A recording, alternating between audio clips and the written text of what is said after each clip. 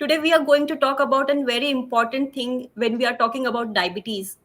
We know that there are many complications which are associated with diabetes, and one of it is chronic kidney disease, and we call it as CKD or diabetic nephropathy. So, talk to this. We have Dr. Vinay Kumar Dhandania, consultant diabetologist from Ranchi. Welcome, Dr. Dhandania. Thank you madam. नमस्कार, मेरा नाम doctor विनय ढांडनिया है and मैं रांची में practice करता हूँ पिछले 25 सालों से and I am basically looking after and taking care of diabetic patients in Ranchi and around Ranchi city. Thank you, sir. Sir, first question, when we are talking about CKD or chronic kidney disease, when we can call that the patient is having CKD? So, how do you diagnose? देखिए, CKD is basically chronic is a very important word here, and chronic disease in a kidney is chronic kidney disease. So here the definition is someone having a reduction in their kidney function or for more than 3 months is called as CKD. So here the cutoff is basically on the basis of glomerular filtration rate, which has been calculated by the pathologist or even by the doctors in their clinic, which is called as GFR in short. So if anyone has got a GFR less than 60 for more than 3 months, is labeled as having chronic kidney disease. And this could be both because of the decline in the function of the kidney or because of the disease in the structure of the kidney. So both ways there can be a decline. Why I'm saying this? Because the treatment for functional and the structural changes are different, and that is why it is important to diagnose your chronic kidney disease, that is because of the damage in the structure of the kidney or is because of the decline in the function of the kidney. Thank you, sir. That means the estimated glomerular filtration rate is Yep. very important. But Yes. do you think it is been calculated, or the reports have the EGFR ranges very often in the patient's diagnostic reports?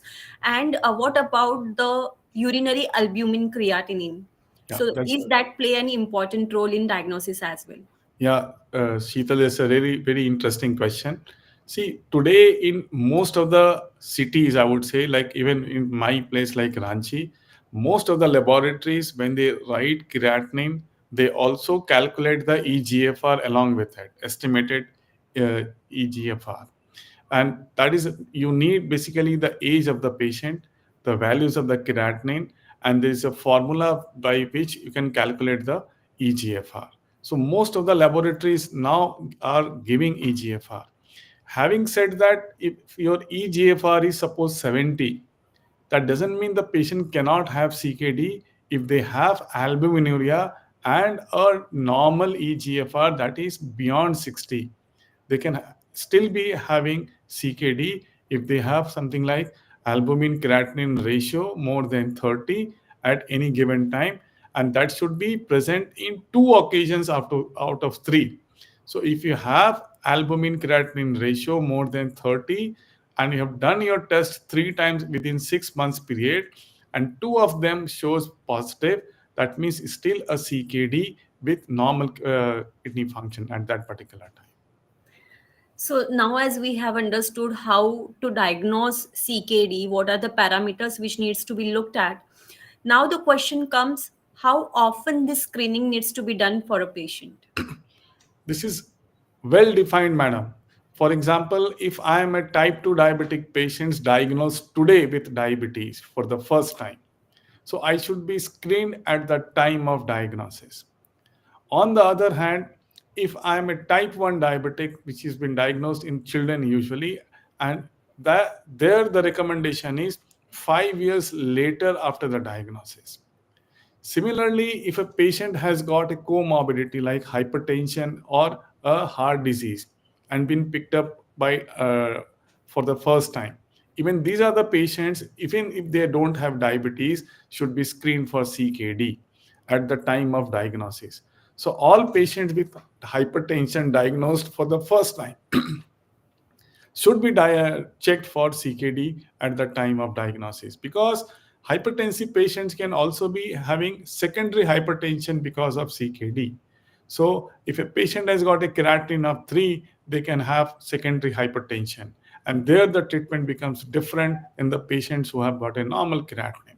So, it's very important that patients should be screened at the time of diagnosis.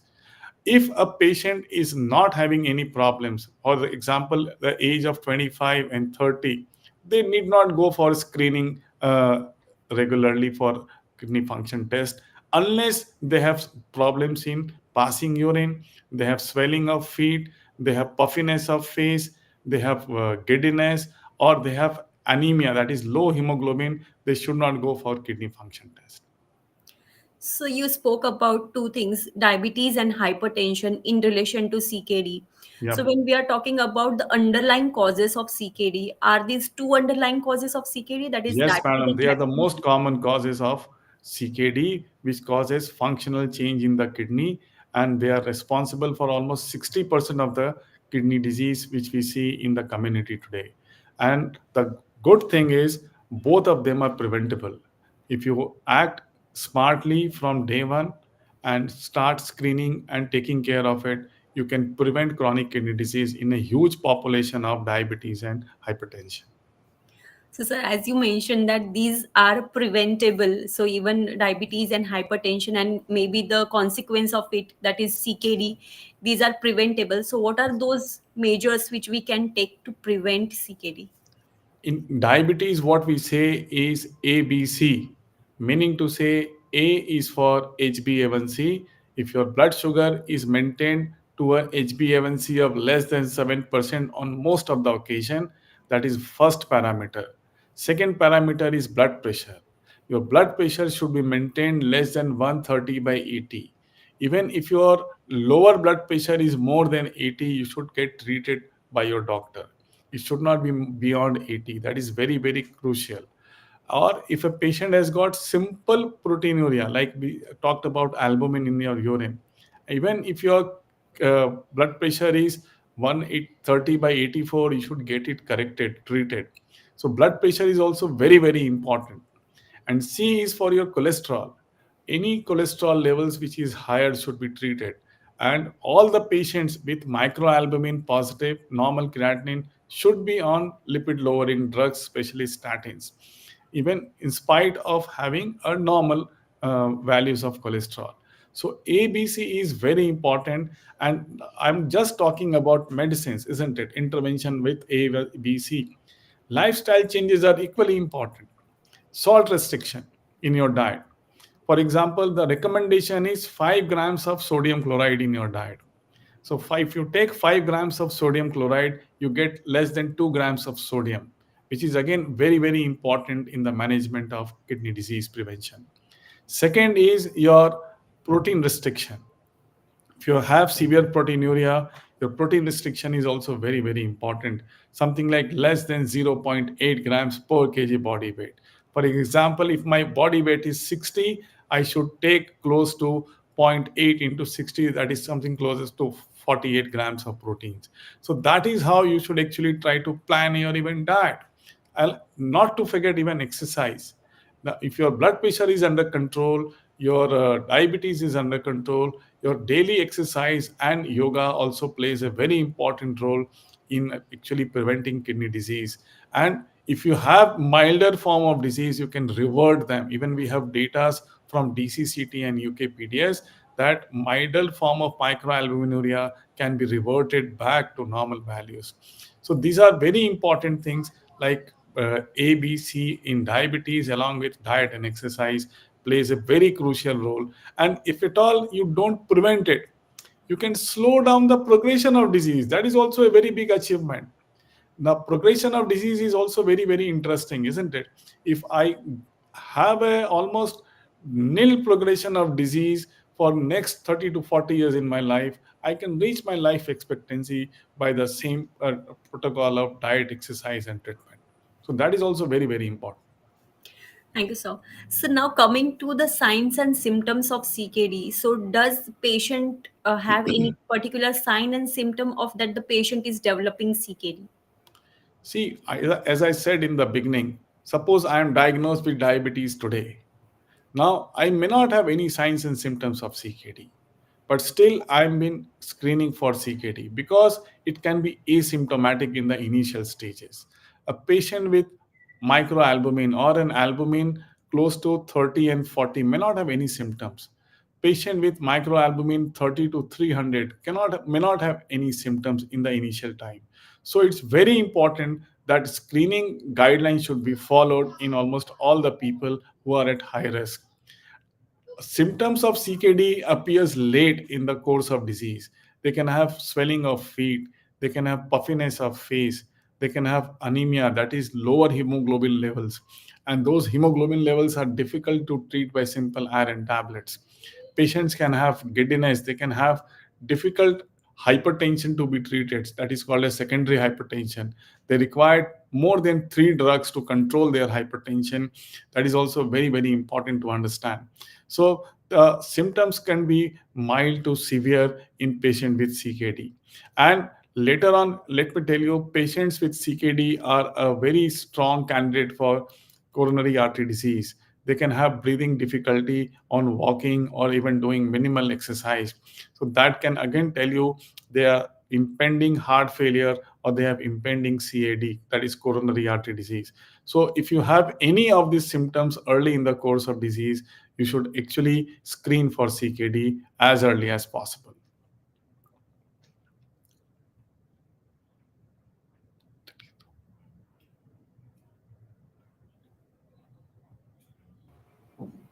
Am I audible to you, Yeah, you sir? are back, Sital. Yeah.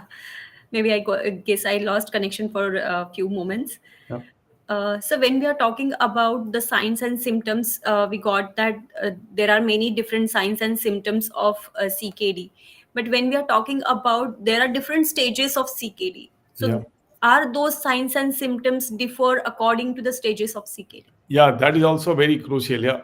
If you see stage 1 CKD is almost normal, like EGFR is more than 90, or patient can have even hyperfiltration. So there you will not find much symptoms of CKD. Stage 2 CKD is something beyond 60, that is something like more than 60 and less than 90 is stage 2 CKD. Stage 3 CKD is when your EGFR is less than 60, but it is more than 30. That is where stage 3 is. Stage 3 has got two components, 3A and 3B. So if you are close to 45, it's 3A. If you are beyond 45, that's something like 44 to 30, is 3B. And if you are above 15, is CKD4. And if you are less than 15, is CKD5. So CKD is 5 is also called as end-stage kidney disease. Similarly, on the basis of protein, we have A, B, A1, A2, and A3. A1 is more than 30 of albumin, but uh, less than 300. And if you have between 30 to 300, it's A2, and more than 300 is A3.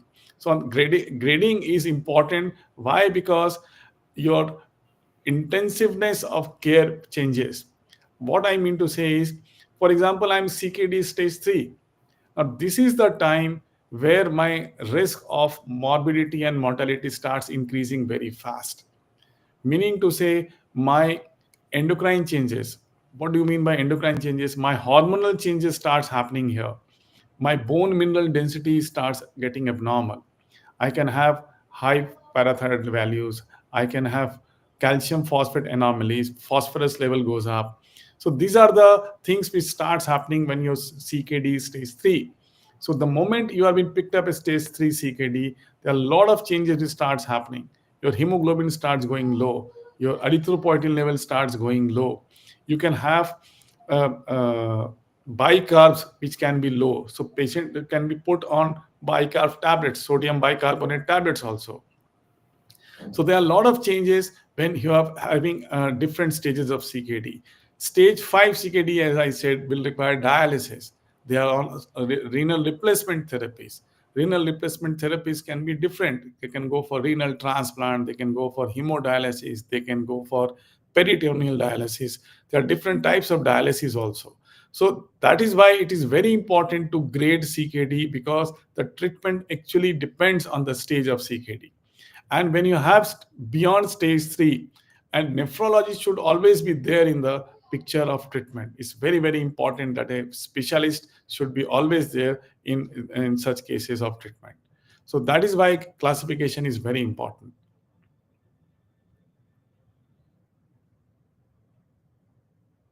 When we are talking about the patients who have CKD, how important for those patients to start a treatment, and when should they start a treatment for CKD? See, the basic aim of starting treatment is to slow the progression of the disease, and at the same time to prevent complications of CKD, both ways. Now, if you don't start treatment, we have enormous data today in literature that we can slow down the progression of disease.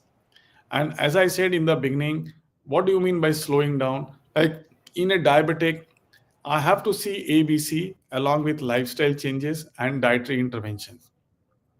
And there are few medicines which are being approved both for diabetics and non-diabetics to be used in CKD as a first line and a second line drugs. So if you start early in the course of disease, you can actually prevent yourself going into stage of dialysis. So this is what the achievement you can get. You will never require something like a renal replacement therapy. Even if you require, it will require 20, 30 years later in the course of disease. So that is again a very big achievement today. So that is the type of scientific data which we have in the treatment of CKD. The only thing is you have to believe that first, and you have to be in a part of that particular treatment. You cannot get out of the treatment in any course of time. So that is what is very, very important. And your doctor will ask you to be on a regular follow-up, something like 3 to 4 months, or even once in a year. And you will be asked to do few tests on a regular basis to monitor your progress of disease. So that is what is very, very crucial in your treatment and prevention. And treatment today, if you start early, you are definitely going to slow the progression of the disease. And there are a lot of examples in our community today who are doing extremely good on being regular treatment at this early stages of chronic kidney disease. I mean to say early stages, someone between 60 and 45. That is where we can do the best intervention. The data are best at that particular stage of time. That's very important, sir. So when we are talking about managing CKD, you mentioned that there are few parameters which we need to monitor. So, Yeah. sir, what are those all parameters which needs to be monitored all the time? See, if I can give you a simple example, the commonest being diabetics. Now, for a diabetic patient, few important things are that his blood sugar should be well monitored, and he should be on drugs which are beneficial to both kidneys and heart, which are very easily available today. Secondly, his blood pressure should be under well control. And the important thing is just one reading is not good. He should daily check his blood sugar at home through a digital BP blood pressure monitoring instrument, and keep a record of morning and evening, because morning blood pressures are usually different than the evening blood pressures many a time. So both needs to be controlled. And sometimes even in the night, patient should take in the middle of the night, because there's something called as night depots which can be abnormal in patients with kidney disease. So even that needs to be corrected. So all three parameters should be corrected. Third is cholesterol, as I said, also needs to be corrected. Fourth, diet and exercise are equally important when you are actually treating these patients. And another important thing is to look into the parameters which are changed in patient with CKD. As I said, the bone parameters, calcium and phosphorus, alkaline phosphatase, parathyroid hormones, bicarb levels. In some patients, even we monitor albumin excretion as well. For example, patient had a nephrotic range of proteinuria, meaning to say someone passing more than 3 grams of protein in a day. Now, if you start treating them, probably they will be in the milligrams now, something like 400 milligrams or 500 milligrams. So their albumin excretion goes down with treatment. So that is again very, very important to understand. Now, all diabetics cannot have a same kidney disease. Some diabetics can have a non-diabetic kidney disease also. So in some points they need to be checked for even non-diabetic kidney disease if they are suspected for that, and that could be different. And treating those non-diabetic kidney disease can treat their progression of kidney disease. For example, glomerular disease can be even present in diabetics. So that could be proven by biopsy. And once the biopsy proves that they have a glomerular disease which is non-diabetic in origin, they need separate therapy for that. Next important thing that in monitoring is definitely is going to be the parameters which we are checking, and diet and exercise has got a very important role in monitoring all these things. So it's very very crucial that all the things together play a very important role. So you mentioned apart from diabetes, there can be other causes like Yes. hypertension for the patient having CKD. So non-diabetic CKD. So Yep. is it important to rule out that the patient is having diabetic CKD or non-diabetic CKD, and how to do that? Yes, it's very important. See, a diabetic will tell you that I've been diagnosed with diabetes for last 10 years. But once my kidney has got fired, no, my diabetes is cured completely. So many a times it so happens if your creatinine goes to 2.5 and 3, you may not require medicine for diabetes.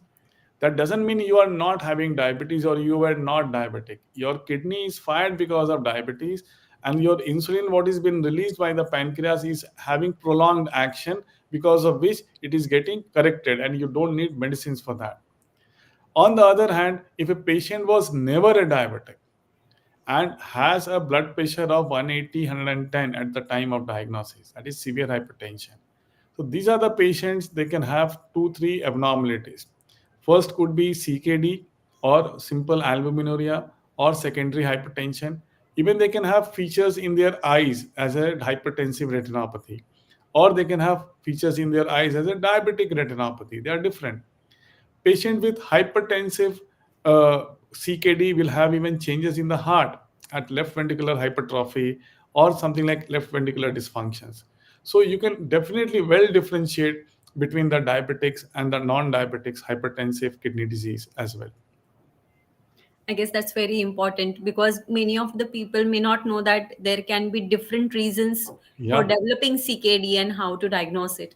Yep. When we are talking about CKD, we spoke about managing CKD, screening for it, and then treating for it. But suppose there is a patient who goes into the denial mode that I may not have CKD, and the patient does not get treatment for it. So, what can happen to the patient? See, most of the time, nothing will happen to the patient. It will just follow the natural course of the disease. And otherwise, patient can rapidly have progression to end-stage renal disease. Meaning to say, if someone having a progression of disease more than 5 ml per year, for example, my EGFR is 45 today, and it becomes 40 or 35 in the next year time, so I am rapidly progressing chronic kidney disease. I should be very very cautious at this stage of time, because my disease is progressing very fast. Next 5 years I will land up with dialysis, isn't it? So these are the patients who should actually try to understand, or even the doctor should share with the patient that if your EGFR is declining by more than 5 ml per annum, you are rapidly progressing. So you should be very, very cautious, because the next 5 years is going to be devastating, and you will be landing up with renal replacement therapy or some complication of CKD which can be associated. Because what we have seen is most of the patients of CKD actually have cardiac disease, and they die of CAD more often than actually CKD. They die of CAD and heart failure more often than actually CKD. So there they should understand that both ways is a double-edged sword which is moving in the patient with CKD. So if you are not treating or not taking any care, these are the problems. One important thing I want to add to all my patients I talk about with CKD is to avoid some medications which are commonly used as a self medications, especially painkillers. Like many patients can have bone pains because of CKD. So they should avoid painkillers as far as possible, because painkillers are going to precipitate their kidney disease, and they can enhance the progression of the disease. Similarly, there are few medicines also when they are being prescribed, like some antibiotics like amikacin, or there are other antibiotics also whose dose needs to get adjusted. So they should share their CKD ailments to the doctors when they are getting treated for some other problems. Otherwise, they will actually further enhance the progression of disease. And patients with CKD are also at a risk of acute kidney injury as well, and that should be avoided as far as possible.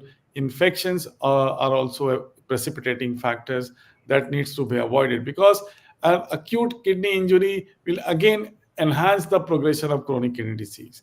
A repeated acute kidney injury is going to be actually very, very problematic for these patients. So all these things need to be explained to the patients, and unless you educate the patients, they don't know what to do and what not to do. This is very, very important. Correct, sir. So maybe next question I was going to ask you, because you mentioned the patients do not die many of the time because of CKD, but the patient may die because of something heart related condition. So Yeah, is it only the heart related condition, complication of CKD, or there are other organs also involved? there are almost every organ involved in CKD. It's like diabetes. CKD also involves each and every organ. As I said, you can have uremia, you can have neuritis, you can have neuropathy, you can have hyperuricemia, gout or gouty arthritis. So CKD, CAD, everything is basically involved. Anemia is again a very, very important parameter, and anemia can be very, very devastating. Patient is very difficult to treat and very expensive to treat as well. If you see all the medicines which are being used to treat anemia in CKD is very, very expensive as well, and they require repeated administration, not once or twice. So all these things are getting very, very complicated as the disease progresses. So other organ are also very, very important to be taken care of in patient with CKD. That means it's very important to first of all prevent the patient has a CKD as a complication. Second, Yeah, if the patient gets CKD, then monitor it well so that it does not progress, yeah, and yeah, treat yeah. it properly. So, sir, any last comment from your end for our audience? The most important thing is get educated. Learn when you have CKD what you can do best that can be actually helpful for you. And the most important thing is don't have anxiety, don't get worried. Try to take action on it. Share what problems you have. See, I see many a times patients with CKD don't follow up because of cost of therapy. Believe me, the cost of therapy in CKD is very, very enormous. Now, if you share with your patient, doctor, the doctor, I'm not affording this cost of therapy. Believe me, we can help you in a lot of ways in getting the better options. But treat yourself. The important thing is diet and exercise makes a lot of difference where there is no cost. The many people don't try to follow that. Doctor साहब इतना कम नमक में कैसा चलेगा, इतना कम खाना में कैसा चलेगा, इतना कम प्रोटीन में कैसा चलेगा, they have negative anxiety or understanding more common than actually going for it. Within 7 to 15 days they get acclimatized of low salt meals. Believe me, कुछ मालूम नहीं चलता है. I remember one of our teacher used to tell, हाथी है ना, buffalo है ना, गाय है ना, बहुत बड़े बड़े जानवर हैं. इन लोग को खाने में कभी हम लोग नमक डाल के देते नहीं, ऐसे ही घास फूस खाते हैं. कहीं खाने में नमक नहीं देते हैं, कहीं शक्कर नहीं देते हैं, and they are so heavily built, all of them. So usually we don't need this. They are all extra to our system. So try to actually have compliance on it, get educated, and try to follow with trust to your doctors. That is also very, very important. A lot of patients I have seen go for alternative therapies and they stop everything. Again, that becomes a very, very big challenge because it's a state of desperation to treat their kidney disease. Their anxiety has got a very important parameters that actually help they actually go for alternative therapies. So most important thing for each and everyone who are here in this forum is get educated about CKD. talk to your doctors about CKD, learn how you can stay healthy with your CKD, and try to improve quality of life. The number of days is not important than your quality of life. Believe me, if you have a very good quality of life, even the less number of days are going to be very, very helpful. Thank you, sir. I like the phrase which you mentioned, stop worrying and take action to improve your quality of life. That's Yeah. very important. Thank you Yeah. so much, sir. Thank you for being with us. And thanks to our audience also for joining in. Hey, Thank thank you, you. Sheetal. You have been excellent in actually communicating the questions and sharing the ideas. Excellent, Sheetal. Thank Thank you you. so much, sir. Thank you. Thank you, everyone. Good night. Bye bye. Good night. Good night. Bye.